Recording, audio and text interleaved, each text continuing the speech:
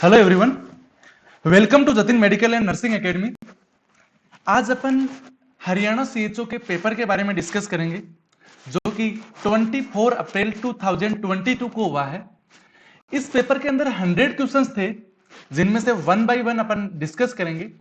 आज ही पेपर हुआ है, इसकी कंप्लीट आंसर की को यहाँ पे अपन डिस्कस करने वाले हैं। तो चलो स्टार्ट करते हैं। Question number 1, the client is complaining of shortness of breath. The patient is currently in flat position. In which position should the nurse place the bed? दोस्तों इसमें पूछा गया है कि एक क्लाइंट है, पेशेंट है, जिसको शॉर्टनेस ऑफ ब्रीथ हो रही है, सांस लेने में दिक्कत हो रही है। उस पेशेंट का जो बेड है वो भी फ्लैट पोजीशन में यानी सीधा लेटा हुआ है।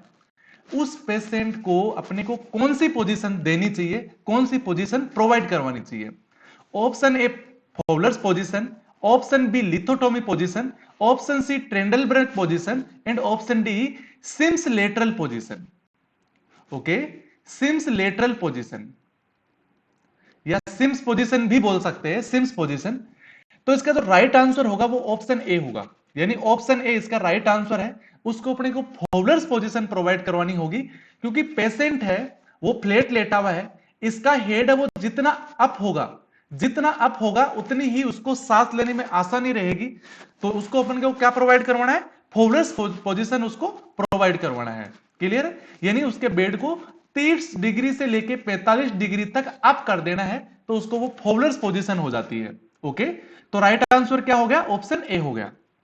नेक्स्ट क्वेश्चन के ऊपर अपन चलते हैं। Question number 2, health promotion is best represented by which activity?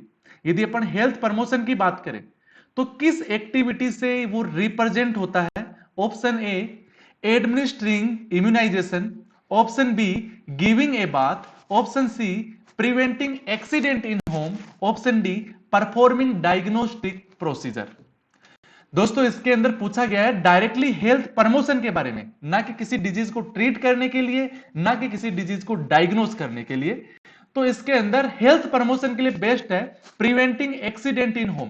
Right answer क्या होगा? ऑप्शन सी होगा। ओके, ऑप्शन डी है उसके अंदर डायग्नोस्टिक प्रोसीजर है, तो किसी डिजीज कंडीशन का पता लगाने के लिए होता है।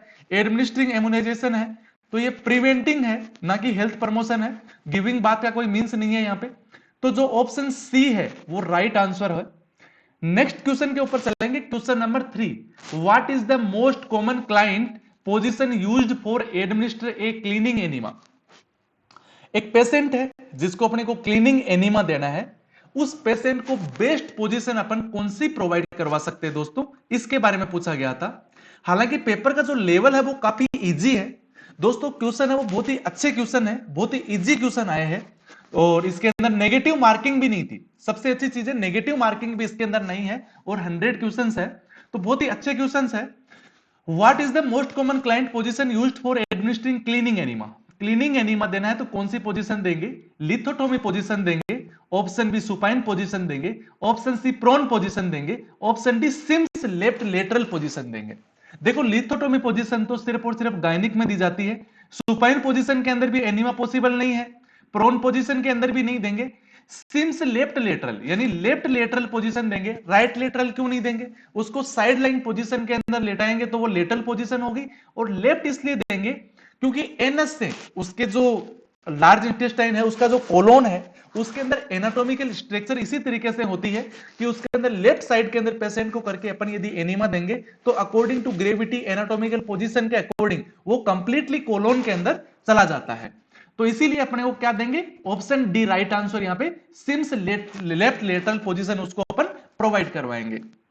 नेक्स्ट क्वेश्चन है question number 4, what is a poor source of milk? Milk is a poor source of, यदि अपन मिल्क की बात करें तो किस प्रकार के कंपोनेंट उसके अंदर बहुत पुअर मात्रा में पाए जाते हैं? यानी पुअर सोर्स किस चीज का है? रिच सोर्स नहीं पूछा गया है, पुअर सोर्स पूछा गया है। ओके, यदि रिच सोर्स पूछता तो वहां पे क्या आता? जैसे कैल्शियम आता।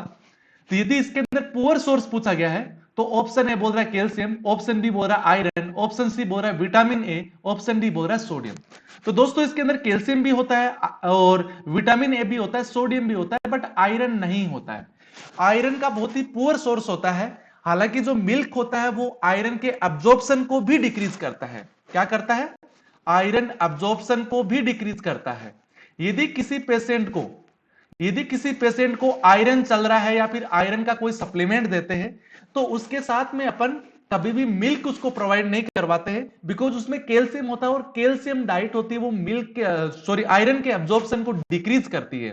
तो यहां पे पुअर सोर्स क्या मिलेगा? आयरन मिलेगा, बिकॉज इसमें है भी नहीं, और यदि आयरन होता भी है तो कैल्शियम होने के कारण से उसके एब्जॉर्प्शन को ये डिक्रीज कर देता है। ओके, तो राइट आंसर क्या होगा? ऑप्शन बी होगा। नेक्स्ट क्वेश्चन आपकी स्क्रीन पे क्वेश्चन नंबर 5, बहुत ही अच्छा क्वेश्चन है, ड्रॉप फैक्टर का क्वेश्चन है, कैलकुलेशन का क्वेश्चन है दोस्तों। क्वेश्चन नंबर 5 के अंदर पूछा गया है, मिस्टर एक्स है टू बी एडमिनिस्ट्रेट, जो कि दे रहा है 200 ml नॉर्मल सलाइन, किसी पेशेंट को 200 ml एनएस दे रहा है। कैसे दे रहा है? पर हावर दे रहा है, प्रत्येक घंटे में 200 ml एनएस दे रहा है, यूजिंग एडल्ट इन्फ्यूजन सेट। और किसके द्वारा? एडल्ट इन्फ्यूजन सेट, यानी एडल्ट आईवी सेट के द्वारा। और एडल्ट आईवी सेट कौन सा होता है? मैक्रो वाला या माइक्रो वाला? मैक्रो वाला। और मैक्रो वाले के अंदर ड्रॉप फैक्टर कितने होते हैं? 20 ड्रॉप पर ml। क्लियर है? 15 से 20 होता है, बट इस क्वेश्चन में अपन 20 मानेंगे, क्योंकि यहां पे ब्रैकेट में लिख रखा है 1 ml by 20 drops. How should be the drop rate? यदि आपको 200 ml एनएस उस पेशेंट को देना है, तो पर हावर आप कितनी ड्रॉप चलाएंगे कि ये 200 ml चला जाए उसके अंदर? तो दोस्तों, जैसे कि 200 ml है और ड्रॉप फैक्टर क्या है? 20 का, यानी 1 ml में 20 ड्रॉप्स है, तो 200 ml में कितनी ड्रॉप्स हो जाएगी? 4000 ड्रॉप्स हो जाएगी। 4000 ड्रॉप्स उसको पर हावर देना है। तो पर मिनट देखना है अपने को।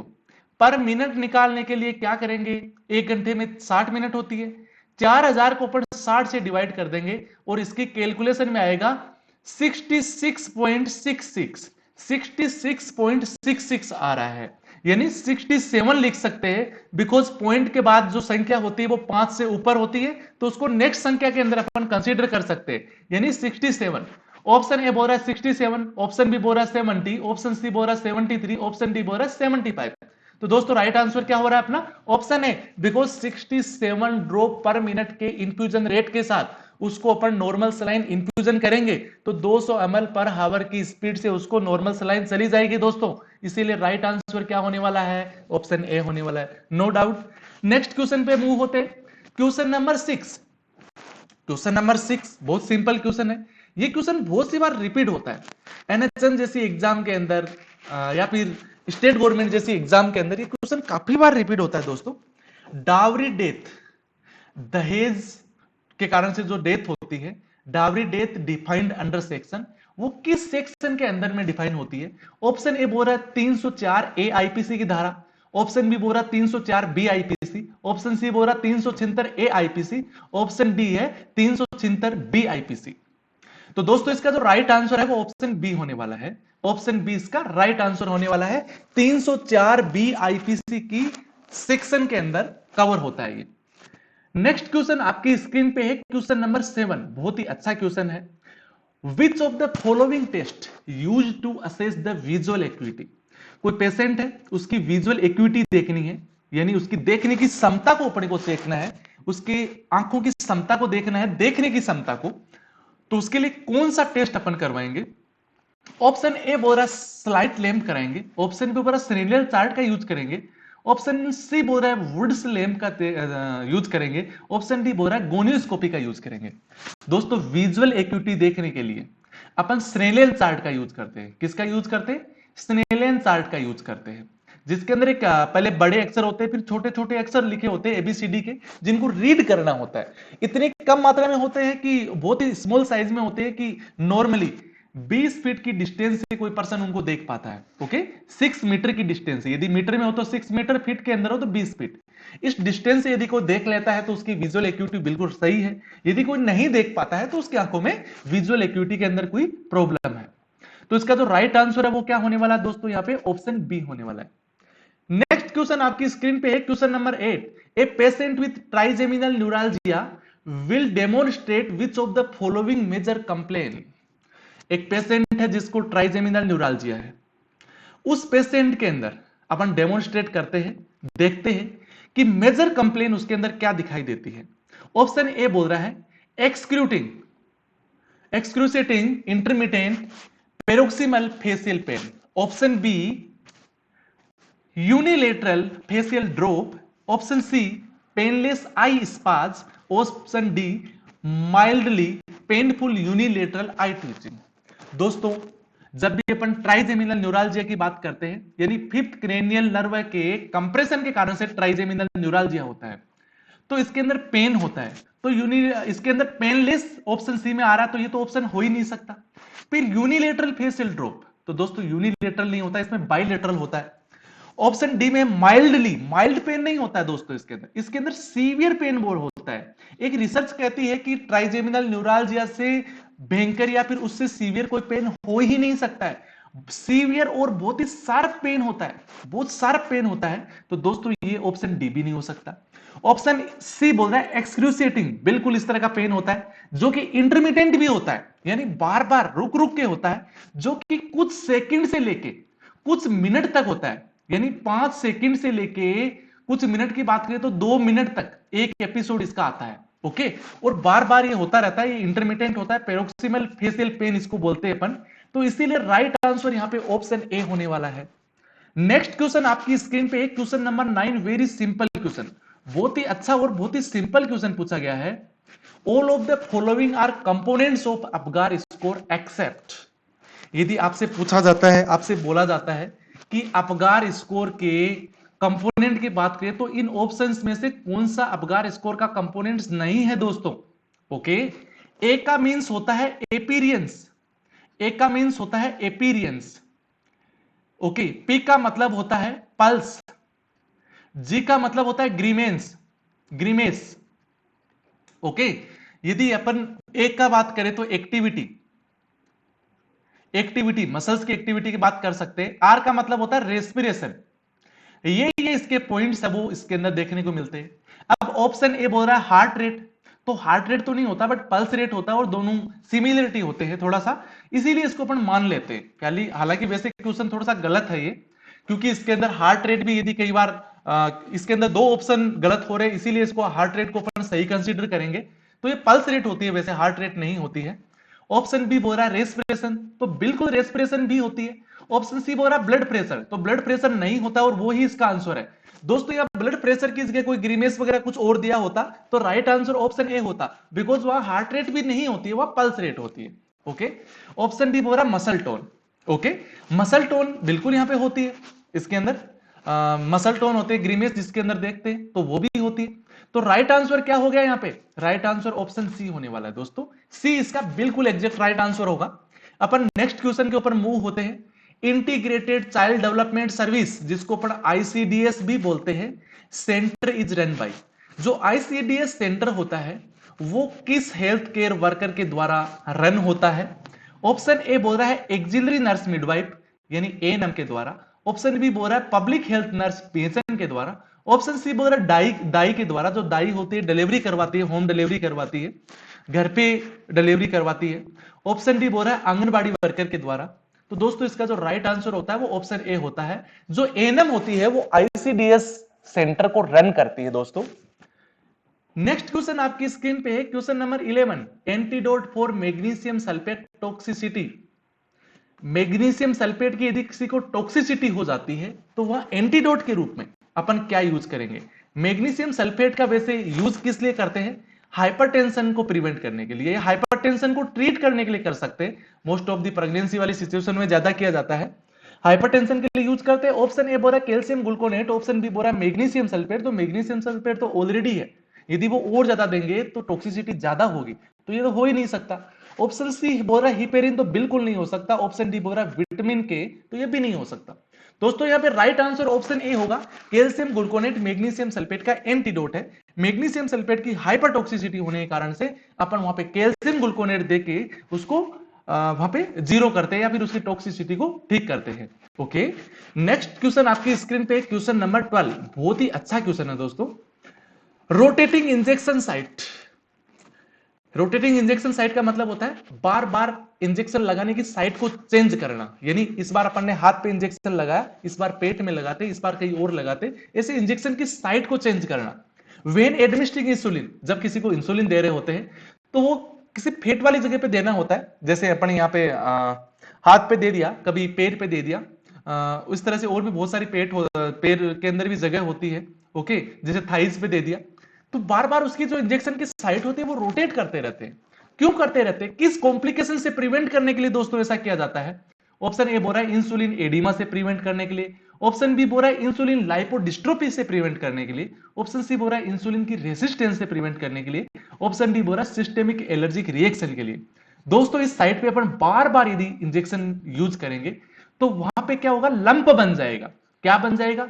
लंप बन जाएगा, जिसको कि अपन वो बन क्यों जाता है? क्योंकि वहां पे जो लिपिड्स होता है उसकी डिस्ट्रोफी हो जाती है, इस कारण से लंप बन जाता है, जिसको अपन लाइपोडिस्ट्रोफी बोलते हैं। लाइपोडिस्ट्रोफी बोलते हैं दोस्तों। और यदि ऐसा हो जाता है और उसी साइट पे यदि अपन इंजेक्शन को यूज करते हैं तो इंसुलिन का जो अब्जॉर्प्शन है, इंसुलिन अब्जॉर्प्शन है वो डिक्रीज हो जाता है दोस्तों। इंसुलिन का अब्जॉर्प्शन डिक्रीज हो जाता है, प्रॉपर मात्रा के अंदर उतना इंसुलिन बॉडी के अंदर अब्जॉर्प्शन नहीं हो पाता है। इसीलिए बार बार इंजेक्शन की जो साइट है उसको रोटेट करते रहते हैं, चेंज करते रहते हैं। इसीलिए यहां पे राइट आंसर क्या होगा? ऑप्शन बी होगा। जैसे इंसुलिन एडिमा तो ऐसा पॉसिबल नहीं है। Option C insulin resistance resist नहीं होती है, बल्कि एब्जॉर्प्शन ही डिक्रीज हो जाता है। सिस्टेमिक एलर्जी रिएक्शन, जब एक बार अपन लगा रहे तो रिएक्शन नहीं हो रहा तो बाद में भी रिएक्शन नहीं होगा, क्योंकि वो ही ड्रग है। ओके, तो राइट आंसर ऑप्शन बी हो गया यहां पे। नेक्स्ट क्वेश्चन आपकी स्क्रीन पे बहुत simple question, which of the following is flight और फ्राइट हार्मोन। फ्लाइट और फ्राइट हार्मोन का नाम पूछा गया है, जो कि दोस्तों आप जब 8th क्लास में पढ़ते थे तब से इस क्वेश्चन को पढ़ते आ रहे। जब से आपने बायोलॉजी पढ़ना स्टार्ट किया है तब से पढ़ते हुए आ रहे। जब से आपने साइंस पढ़ना स्टार्ट किया था, जब से आपने एक तरह से बोल सकते हैं कि एंडोक्राइन पढ़ना सिस्टम पढ़ना स्टार्ट किया था, तब से इस क्वेश्चन को पढ़ते आ रहे हैं। ओके, जिसमें ऑप्शन ए बोल रहा है कि प्रोजेस्टेरोन को बोलते हैं, ऑप्शन बी बोल रहा है adrenaline, option C glucagon, option D aldosterone. तो दोस्तों इसका जो राइट आंसर है वो है एड्रिनलिन, यानी कोर्टिसोल। कोर्टिसोल और एड्रिनलिन ये फ्लाइट और फ्राइट हार्मोन है। क्लियर है? ओके, तो इसका राइट आंसर क्या होने वाला है? यहां पे ऑप्शन बी होने वाला है। नेक्स्ट क्वेश्चन आपकी स्क्रीन पे बहुत ही अच्छा क्वेश्चन है दोस्तों। ये क्वेश्चन आपके लिए बिल्कुल नया देखने को मिल सकता है, क्योंकि इस तरह के क्वेश्चंस मेनली बात करें तो नर्सिंग में नहीं देखने को मिलते। ये थोड़ा अच्छे लेवल का क्वेश्चन है दोस्तों। हालांकि नर्सिंग के सिलेबस में मोस्ट ऑफ द क्वेश्चन नहीं देखा जाता है, एक अच्छे लेवल का क्वेश्चन है दोस्तों। हो सकता है बहुत सारे लोगों को ये क्वेश्चन गलत हुआ होगा। इसके अंदर क्वेश्चन में पूछा गया, क्वेश्चन नंबर 14 के अंदर, Kempner's rice fruit diet, Kempner's rice fruit diet is prescribed for. Kempner's की राइस फ्रूट डाइट को किस डिजीज कंडीशन के लिए प्रेस्क्राइब किया जाता है? दोस्तों एक साइंटिस्ट था जिसका नाम था केम्पनर्स। इसने राइस और फ्रूट्स की एक डाइट बताई जो कि किसी डिजीज कंडीशन को प्रिवेंट करने के लिए, ट्रीट करने के लिए बहुत ही अच्छी होती है। डिजीज कंडीशन का नाम hypertension, option B hyper diabetes, option C constipation, option D peptic ulcer. तो दोस्तों इसका जो राइट आंसर ऑप्शन ए होगा, यानी हाइपरटेंशन। हाइपरटेंशन को ट्रीट करने के लिए अपन केम्पनर्स राइस फ्रूट डाइट देते हैं, जिसके अंदर दोस्तों 4 कंपोनेंट होते हैं, 4 कंपोनेंट्स होते हैं, जिसके अंदर नंबर 1 होता है राइस, नंबर 2 होता है व्हाइट शक्कर, जैसे जो चीनी होती है ना, सफेद चीनी होती है, तो इसको बोल सकते हैं व्हाइट शक्कर। ऑप्शन यदि 3 नंबर पॉइंट की अपन बात करें तो इसके अंदर होता है फ्रूट्स, एंड नंबर 4 होता है फ्रूट जूस। फ्रूट्स जूस, ये 4 कंपोनेंट होते हैं। यदि अपन बात करें किसी भी पेशेंट को यदि 2000 किलो कैलोरी पर डे यदि एनर्जी की जरूरत होती है तो इसके अंदर 4 डिवाइड कर देते हैं, 4 तरीके से उसको अपन डाइट देते हैं, जिसके अंदर 500 किलो कैलोरी राइस से, 500 किलो कैलोरी व्हाइट शक्कर से, 500 किलो कैलोरी फ्रूट जूस से और 500 किलो कैलोरी फ्रूट से। इस तरीके से डिवाइड करके उसको अपन डाइट देते हैं, जो कि हाइपरटेंशन जैसी बीमारी से ट्रीट करने में पॉसिबल होता है। तो राइट आंसर क्या हो गया इसका? ऑप्शन ए हो गया। नेक्स्ट क्वेश्चन आपकी स्क्रीन पे बहुत ही अच्छा क्वेश्चन है, क्वेश्चन नंबर 15। ये भी बहुत ही अच्छा क्वेश्चन है दोस्तों, ये एम्स लेवल का क्वेश्चन है।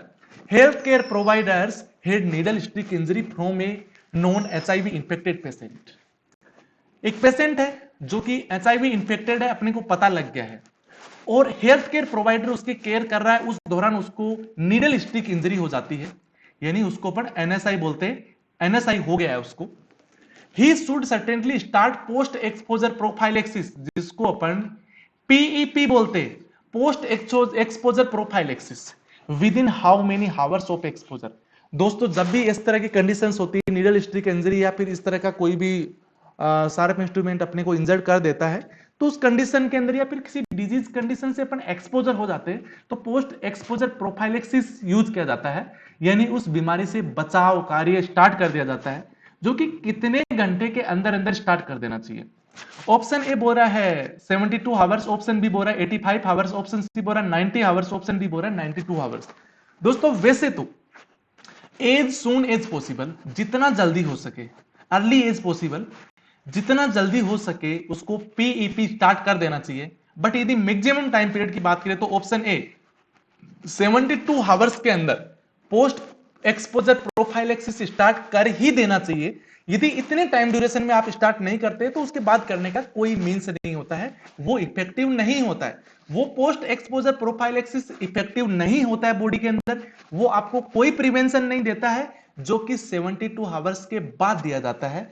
तो कितने घंटे के अंदर अंदर यूज कर लेना चाहिए? 72 आवर्स के अंदर अंदर।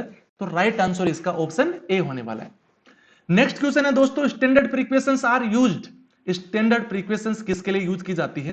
हालांकि क्वेश्चन थोड़ा सा डाउटफुल है क्योंकि इसके ऑप्शन है वो थोड़े से घुमा के दिए हुए है ना, तो क्वेश्चन बहुत ज्यादा तो मुझे भी समझ में नहीं आया था, ठीक है, बट एग्जैक्ट ठीक है, इसका आंसर मैं मानता हूं कि सही ही होगा। स्टैंडर्ड प्रिकॉशंस किसके लिए यूज करते हैं? देखिए ऑप्शन ए बोल रहा है for all patients, option B बोल रहा है for all patient unless they are under transmission based precautions. हालांकि इस तरह के क्वेश्चंस पहले भी आए हुए, बट इसके अंदर एक ऑप्शन को चेंज कर दिया गया है, ओके, तो उससे थोड़ा सा डाउटफुल है। ऑप्शन सी बोल रहा है for all patients except for those in protective isolation. Option D है for any patient the nurse believes might be infection. Okay, तो दोस्तों जो स्टैंडर्ड प्रिकॉशंस यूज किया जाता है वो फॉर ऑल पेशेंट्स के लिए यूज किया जाता है, तो राइट आंसर ऑप्शन ए होगा, ठीक है। नेक्स्ट क्वेश्चन है question number 17, the difference between apical and radial pulse. यदि रेडिकल और एपिकल पल्स यदि किसी पेशेंट का अपन चेक कर रहे हैं, रेडियल और एपिकल, एपिकल हार्ट साइड से ली जाती है, अपॉन हार्ट साइड से ली जाती है, रेडियल पल्स है वो रेडियल साइड यानी अपने हैंड्स पे ली जाती है। और इन दोनों को यदि एक ही पेशेंट में अपन चेक करते हैं, डिफरेंट सुनाई देती है अपने को, तो उसको क्या बोलेंगे? Option A pulse deficit, option B pulse paradoxus, option C auscultatory gap, option D pulse pressure. तो दोस्तों इसको बोलते हैं पल्स डेफिसिट। पल्स डेफिसिट है यानी हार्ट की जो कंप्रेशन वॉल्यूम है वो वीक होने के कारण से। एपिकल पल्स है तो वो प्रॉपरली आ रही है, बट जो रेडियल पल्स है जो कि पेरीफेरल पल्स होती है, इसको अपन पेरीफेरल पल्स बोलते हैं, और एपिकल्स है वो सेंट्रल पल्स है। तो जो पेरीफेरल पल्स है वो प्रॉपरली वहां पे नहीं आ रही है, तो इसको अपन पल्स डेफिसिट के अंदर कंसीडर करते हैं। तो इसके अंदर राइट आंसर ऑप्शन ए हो जाता है। नेक्स्ट क्वेश्चन के अंदर मूव होते हैं क्वेश्चन नंबर 18 के अंदर, जो कि विच of the following solution is recommended for oral care. ऐसा कौन सा सॉल्यूशन है जो कि ओरल केयर के लिए मोस्ट ऑफ द रिकमेंडेड किया जाता है? जिसके अंदर ऑप्शन ए डेटोल के अंदर बोलेंगे, ऑप्शन बी 5% सेविलोन का यूज कर सकते हैं, ऑप्शन सी बोल रहा है कि 2% क्लोरहेक्सिडिन का यूज कर सकते हैं, ऑप्शन डी बोल रहा है 10% सोडियम हाइपोक्लोराइड का यूज कर सकते हैं। दोस्तों वैसे तो ये क्वेश्चंस है वो बहुत ही रिपीटेटिव क्वेश्चंस है, जो एम्स जैसी एग्जाम्स के अंदर काफी बार रिपीट होता है, बट इसके अंदर भी जो ऑप्शंस है वो थोड़े से डिफरेंट दिए हुए। देखो सेविलोन वगैरह को भी अपन यूज कर सकते हैं, सोडियम हाइपोक्लोराइड को भी अपन यूज कर सकते हैं, बट एक अच्छे सॉल्यूशन की बात करते हैं तो ऑप्शन सी राइट आंसर होने वाला है, क्योंकि इसके अंदर क्लोरहेक्सिडिन का यूज किया जाता है दोस्तों। बट इसके लिए भी क्लोरहेक्सिडिन का जो बेस्ट सॉल्यूशन होता है वो 0.2% होता है, ना कि 2% होता है। तो 2% क्लोरहेक्सिडिन को या तो डाइल्यूट करके अपन यूज करेंगे, यानी उसको 0.2% जब बनाएंगे तभी उसको यूज कर सकते हैं। But according to question option, इसका जो राइट आंसर होगा वो ऑप्शन सी होने वाला है। क्लोरहेक्सिडिन सबसे बेस्ट सॉल्यूशन है ओरल केयर के द्वारा। ओके, नेक्स्ट क्वेश्चन नंबर 19, ये भी बहुत ही अच्छा क्वेश्चन है, ये भी बहुत रिपीटेटिव एमसीक्यू है दोस्तों। Shakir tape used for measuring. Shakir tape का जो यूज है वो किसको मेजरमेंट के लिए यूज होता है? ऑप्शन ए कलर ब्लाइंडनेस के लिए, ऑप्शन बी हाइट के लिए, option C mid upper arm circumference के लिए यूज करते हैं, ऑप्शन डी चेस्ट सर्कमफेरेंस के लिए यूज किया जाता है। तो जो साकेट टेप्स है जिसके अंदर थ्री टाइप्स की कलर कोडिंग होती है दोस्तों, जिसकी ग्रीन होता है, येलो होता है और रेड होता है। जो रेड वाला होता है वो कि इसके अंदर साकेट टेप के अंदर एक तरह से रेड जोन को दिखाता है, या फिर बोल सकते हैं कि अंदर जो डिजीज कंडीशन है वो इसके अंदर है, यानी एक तरह से ये माल न्यूट्रिशन को असेस करने के लिए किया जाता है। किसको? माल न्यूट्रिशन को असेस करने के लिए लेते हैं। रेड जोन इंडिकेट करता है कि इसको माल न्यूट्रिशन है, येलो है इसको चांसेस है या फिर मिड के अंदर है, ग्रीन वाला बोल रहा है इसको कोई चांसेस नहीं है माल न्यूट्रिशन की। इसको अपन मिड अपर आर्म सर्कमफेरेंस भी बोलते हैं, क्योंकि जो अपर आर्म की जो मिड कैविटी है वहां पे अपन एक रिंग टाइप की शेप का एक इंस्ट्रूमेंट होता है जिसको लगा के इसको अपन चेक करते हैं। ओके, तो राइट आंसर इसका ऑप्शन सी यहां पे निकल के आता है। ओके, नेक्स्ट क्वेश्चन पे मूव होते हैं, क्वेश्चन नंबर 20। ये भी बहुत अच्छा क्वेश्चन है, थोड़ा सा लेंथी क्वेश्चन है दोस्तों, इसको भी अपन डिस्कस करते हैं। ये भी रिपीटेटिव क्वेश्चन है। क्वेश्चन नंबर 20 बोल रहा है, वो भी एक क्वेश्चन है। ये क्वेश्चन वैसे सिंपल हो सकता है बट इसको थोड़ा सा टर्न करके, इसको थोड़ा सा घुमा के आपसे पूछा गया है, जिसके कारण से आप एग्जैक्ट आंसर इसका नहीं दे पाओ। देखो टी का मतलब क्या होता है? टोक्सोप्लाज्मोसिस। टोक्सोप्लाज्मोसिस इसका टी का मीन्स हो गया। ओ का मतलब होता है other infection. Other infection, other infection जिसके अंदर लाइक हेपेटाइटिस हो गया, जैसे उस तरह के इन्फेक्शन लाइक हेपेटाइटिस। ओके, इसके बाद आर का मीन्स होता है दोस्तों रूबेला। आर का मतलब होता है रूबेला। ओके, एंड सी का मतलब होता है साइटोमेगालोवायरस। साइटोमेगालोवायरस। एंड जो एच होता है, एच का मतलब होता है herpes simplex virus. Herpes simplex virus इसका एच का मीन्स होता है। दोस्तों ऑप्शन ए बोल रहा है toxoplasmosis, plasma, other agent, German measles, cytomegalovirus, herpes simplex virus. दोस्तों ये पांचों के पांचों ऑप्शन मिल रहे हैं क्या? नहीं मिल रहे। Option B tetanus, other agents, German measles, candida and herpes simplex virus, इसमें ऑप्शन मिल रहे हैं? बिल्कुल नहीं मिल रहे। ऑप्शन सी है टिटनेस। टिटनेस से स्टार्ट हो रहा तो ये तो हो ही नहीं सकता, हालांकि tetanus, other agents, rubella, cytomegalovirus and herpes simplex virus, बिल्कुल नहीं हो सकता। ऑप्शन डी बोल रहा है toxoplasma, other agent and rubella, यहां तक मिल रहा है। आगे बोल रहा है कैंडिडा, जो कि नहीं हो सकता, and herpes simplex virus. Okay, तो ये भी नहीं हो सकता। तो फिर आंसर क्या होगा दोस्तों? दोस्तों इस क्वेश्चन को थोड़ा सा घुमाया हुआ है। ऑप्शन ए में देखिए toxoplasmosis, other agent and German measles. German measles को ही अपन रूबेला बोलते हैं, जर्मन मीजल्स को ही अपन रूबेला बोलते हैं दोस्तों। Cytomegalovirus and herpes simplex virus, इसीलिए इसका जो राइट आंसर क्या होने वाला है? ऑप्शन ए इसका राइट आंसर होने वाला है। दोस्तों अपन ने 20 क्वेश्चंस यहां पे डिस्कस किए हैं, जो कि आंसर बिल्कुल 100% आपके लिए सही होने वाला है। फिर भी आपको किसी क्वेश्चन में इसमें डाउट है तो आप उसको कमेंट सेक्शन के अंदर जाके जरूर बताना, जिस क्वेश्चन पे अपन और डिस्कस करेंगे। और दूसरी बात, इस 20 क्वेश्चंस के अंदर जो क्वेश्चंस है इससे आपको काफी हेल्प मिलेगी। आगे आने वाली किसी एग्जाम्स के अंदर क्वेश्चन रिपीट हो सकते हैं तो वहां पे भी आपको हेल्प मिलेगी, और इससे आप एक अपनी आंसर की को भी मैच कर सकेंगे। ओके, इससे आगे के जो रिमेनिंग क्वेश्चंस है वो जल्दी ही पार्ट 2 के अंदर डिस्कस करेंगे। दोस्तों आपको यदि वीडियो अच्छी लगी है तो वीडियो का आप लाइक जरूर करिएगा, और अपने दोस्तों के साथ जिन्होंने सीएचओ का पेपर दिया है या फिर जो भी कोई नर्सिंग कॉम्पिटिटिव एग्जाम्स की प्रिपरेशन कर रहा है उनको आप इस वीडियो को शेयर जरूर करिएगा। और आप हमारे चैनल पे नए हैं तो चैनल को सब्सक्राइब जरूर करके जाइएगा, और यहां पे पास में एक बेल आइकन का जो निशान है उसको भी प्रेस कर लीजिए, बिकॉज आगे आने वाली हमारी इन फ्यूचर की जो भी वीडियोस है जो कि आपके लिए हेल्पफुल साबित हो सकती है, उनका नोटिफिकेशन आपको मिलता रहेगा। ओके दोस्तों, मिलते हैं नेक्स्ट वीडियो के अंदर। Thank you, bye bye.